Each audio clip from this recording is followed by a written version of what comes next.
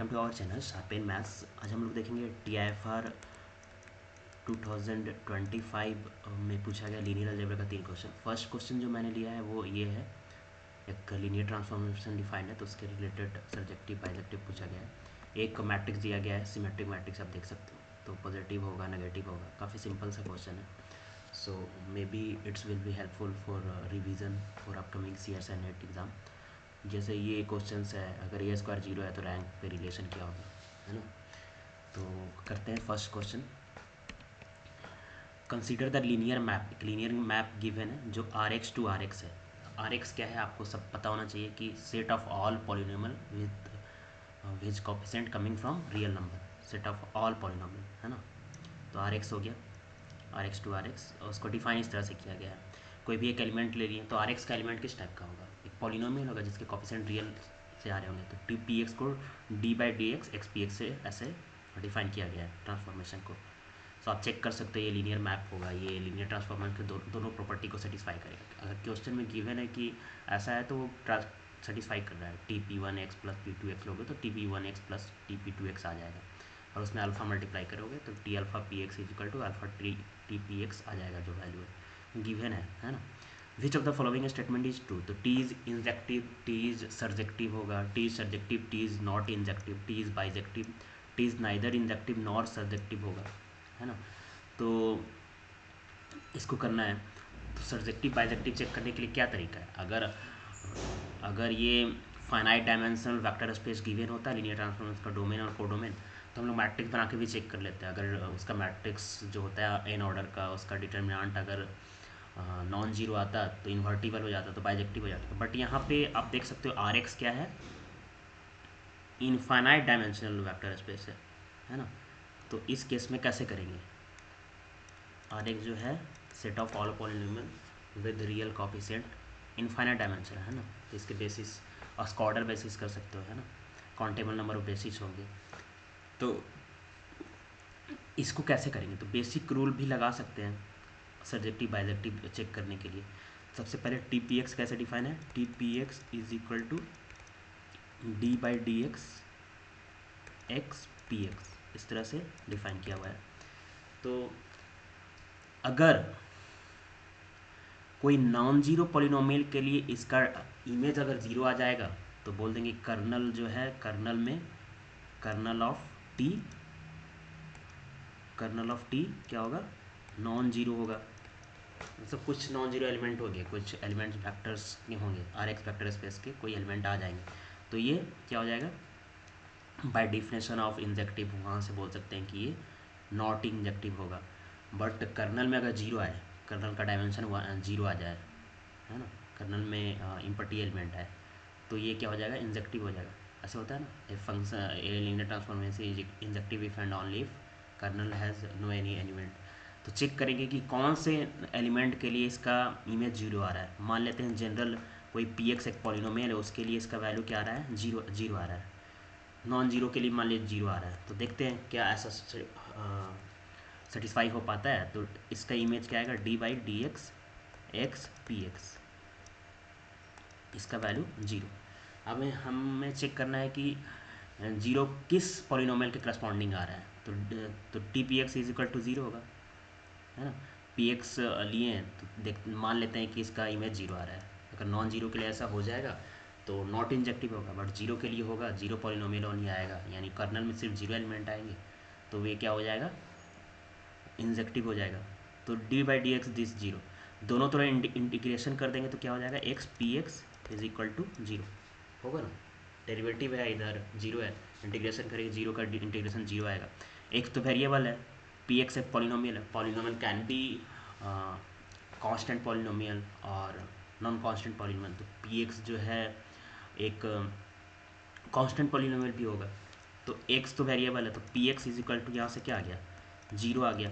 तो ओनली जब zero element लेंगे डोमेन का तब भी इसका इमेज क्या आएगा, जीरो आएगा। तो कर्नल में क्या आ रहा है, जीरो एलिमेंट आ रहा है। तो लीनियर जो मैप है गिवन, लीनियर ट्रांसफॉर्मेशन जो गिवन है वो क्या हो गया, इंजेक्टिव हो गया। तो इंजेक्टिव हो गया तो अभी सर्जेक्टिव चेक कर लेते हैं। तो सर्जेक्टिव चेक करने का क्या तरीका है, अगर फाइनाइट डायमेंशन में लीनियर ट्रांसफॉर्मेशन होता तो हम लोग मैट्रिक्स से चेक कर लेते हैं, है ना, उसका कर्नल में जीरो आ रहा है तब भी हम बोल देते हैं कि ये अगर उस फाइनाइट में तो इंजेक्टिव होता है तो सरजेक्टिव हो जाता है, बट यहाँ तो इनफाइनाइट डायमेंशन वेक्टर स्पेस में मैपिंग है। तो इसके लिए हम लोग जनरल तरीका लगाते हैं। जनरल तरीका क्या है कि अगर T R X to R X अगर मैपिंग है तो कोई भी इससे एलिमेंट लेंगे, कोई भी कोडोमेन से एलिमेंट लेंगे। 1 2 का मतलब क्या कि कोडोमेन आर एक्स का सारे एलिमेंट मैप्ड कर रहा है, कहीं ना कहीं उसका कुछ प्री इमेज है। तो आर एक्स कोडोमेन का कोई भी एलिमेंट लेंगे तो उसका प्री इमेज मिलना चाहिए। तो हम लोग जनरल कोई आर्बिट्री टाइप का एलिमेंट ले लेते हैं आर एक्स से। मान लेते हैं P1X ले लेते हैं बिलोंग्स टू आर एक्स, जो कि कोडोमेन है। तो इसके करस्पॉन्डिंग अगर प्री इमेज मिल जाएगा तो बोल देंगे एनी P1X ले लेते हैं। आर्बिट्री कोई एक ले लेते हैं क्योंकि सारे आर एक्स के लिए चेक नहीं करेंगे, आर्बिट्री कोई ले लेते हैं, उसके करस्पॉन्डिंग अगर प्री इमेज मिल जाएगा तो बोलेंगे फंक्शन का क्या है, हर एक डोमेन के हर एक एलिमेंट के लिए मैपिंग इमेज्ड है, जस्ट ए फंक्शन का कॉन्सेप्ट। तो सब्जेक्टिव है, यानी सारा आर एक्स जो है मैप है।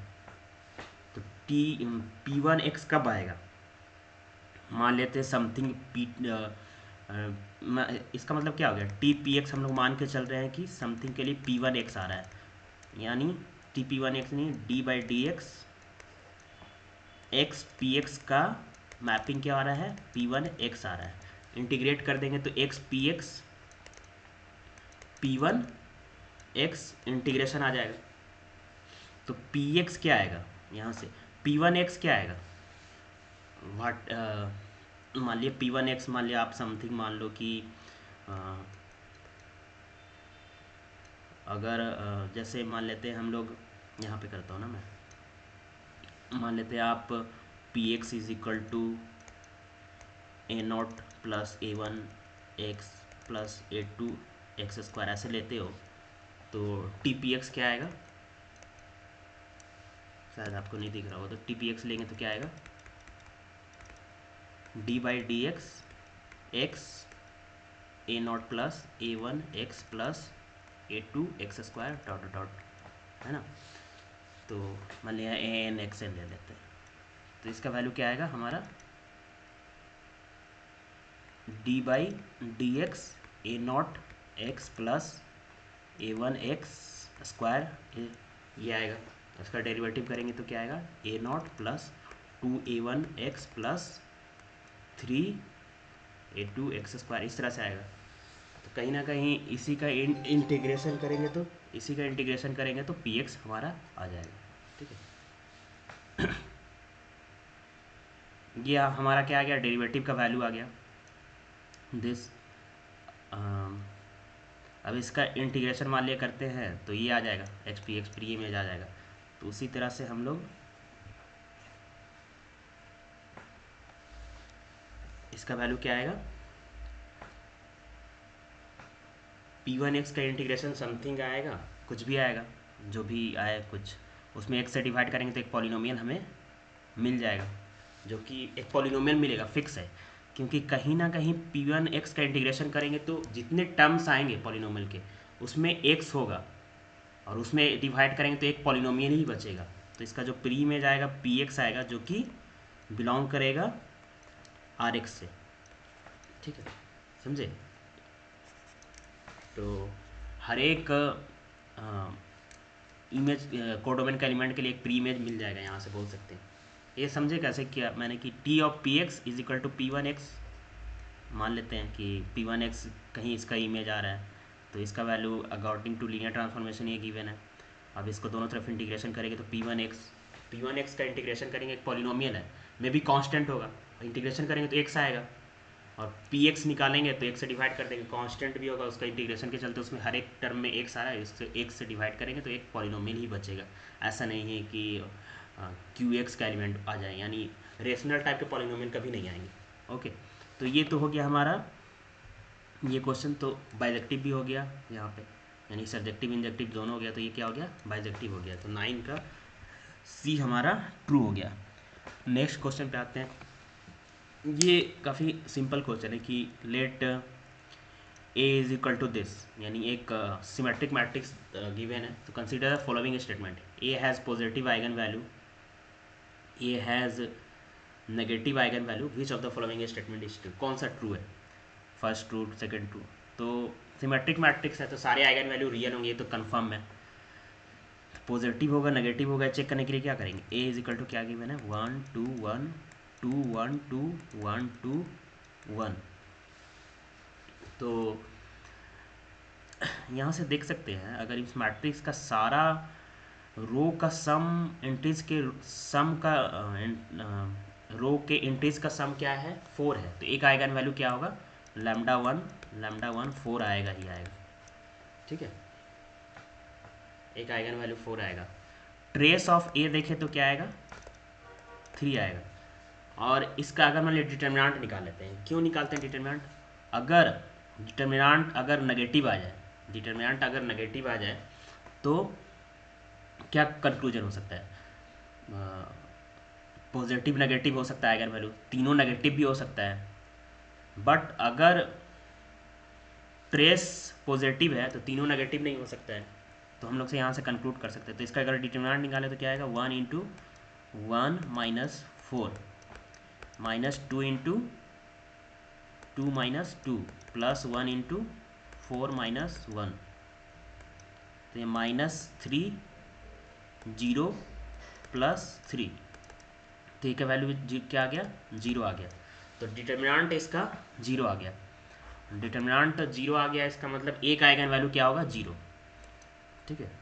सो लैम्डा 2 0 हो गया। तो तीसरा आइगन वैल्यू क्या बचेगा, 3 ऑर्डर का मैट्रिक्स है, 3 ही आइगन वैल्यू होगा, एक आइगन वैल्यू कंफर्म हो गया, सारे रो का सम 4 है, तो 4 होगा एक आइगन वैल्यू, 4 हो गया 0 हो गया, ट्रेस 3 है, तो सारे आइगन वैल्यू का सम 3 के बराबर कब आएगा, तीसरा आइगन वैल्यू क्या लेना पड़ेगा -1,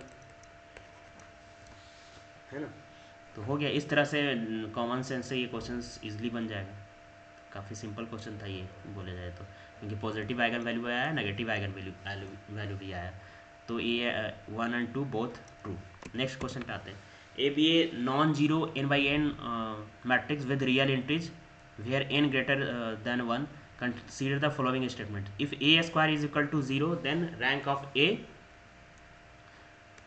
of a less equal n/2, lower floor लगा हुआ है, greatest integer but lower floor का मतलब आपको समझ में आता होगा। If rank A less equal n/2 then A square is equal to 0, which of the following is true. और दो यहाँ पे ऑप्शंस गिवन है, इसमें जैसे फर्स्ट एंड सेकंड ट्रू बोल दिया, फर्स्ट एंड सेकंड फॉल्स बोल दिया, तो फर्स्ट ट्रू बोल दिया जाएगा, सेकंड फॉल्स हो जाएगा। डी में स्टेटमेंट इसी तरह सेकंड ट्रू हो जाएगा, फर्स्ट फॉल्स हो जाएगा, ठीक है। तो मान लेते हैं ए मैट्रिक्स क्या है, अगर डी ये मैट्रिक्स ले 1 0 0 ये ले ले, तो इसकी रैंक कितनी है, रैंक ऑफ ए 1 है, तो कहीं ना कहीं सेकंड कंडीशन को सेटिस्फाई कर रहा है। If rank of A less equal 1, rank of A less equal 1 हो रहा है, दो ऑर्डर का मैट्रिक्स a/2 1 होगा, 1 का लोअर फ्लोर क्या आएगा 1 ही आएगा, तो ये सेटिस्फाई कर रहा है इसको। क्या ए स्क्वायर इज इक्वल टू 0 आएगा, नॉट 0 आएगा इस मैट्रिक्स के लिए। तो if rank less equal n/2, this n/2 का मतलब मैं अगर क्लियर करना चाहूँ तो n/2 ऐसे है, n का वैल्यू अगर 3 लोगे तो 3/2 आएगा, तो इसका वैल्यू आएगा हमारा 2 आएगा, इसका वैल्यू 1/5 1.5 आएगा, 1/5 का लोअर वैल्यू क्या आएगा, राउंड फ्रॉम अपर साइड और लोअर साइड, तो इसका वैल्यू 1 आएगा, ओके। सो इसका वैल्यू 1 आएगा और 2 आएगा। अच्छा, एक दो चीज़ होता है ना कि ऊपर में फ्लोर लगा हुआ ऐसे हो, तो इसका वैल्यू होता है 1.5, ऐसे लेंगे तो इसका वैल्यू होगा 2, और 1.5 ऐसे लेंगे तो इसका वैल्यू 1 होगा, बट नीचे में तो 1 आएगा। बट ओके, अगर इंटीजर आएगा तो वही आएगा। तो यहाँ से ये क्या हो गया, फॉल्स हो गया, सेकंड रैंक तो लेस इक्वल n/2 है, बट ए स्क्वायर 0 नहीं आएगा, इसका ए स्क्वायर क्या आएगा, यही आएगा ना 1 0 0 0। अब अगर हम लोग करते हैं फर्स्ट ऑप्शन को चेक, A square is equal to 0,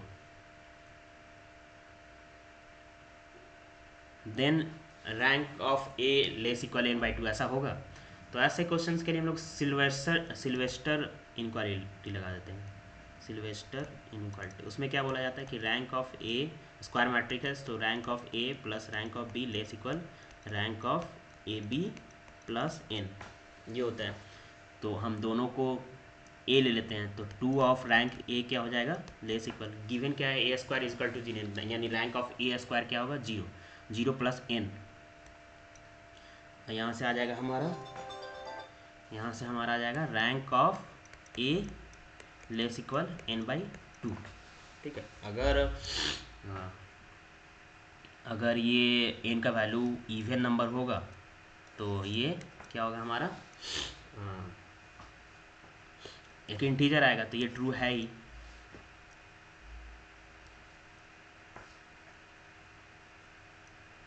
और रैंक ऑफ ए, अगर एन का वैल्यू ऑड होगा, लाइक थ्री ले लें, तो थ्री बाई टू करेंगे तो 1/1.5 से ये छोटा होगा। और इसकी वैल्यू निकाले तब, इसकी value N by two three के लिए इसकी वैल्यू क्या आएगा, 1 आएगा। तो कहीं ना कहीं 1.5 से छोटा है तो 1 से भी छोटा होगा, ऐसा है।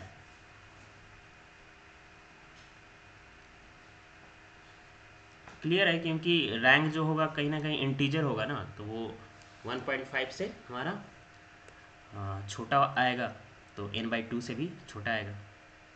ठीक है, तो फर्स्ट स्टेटमेंट क्या हो गया हमारा, ट्रू हो गया सिल्वेस्टर इनक्वालिटी से। तो सेकंड इज फॉल्स और first is true. Okay, thank you.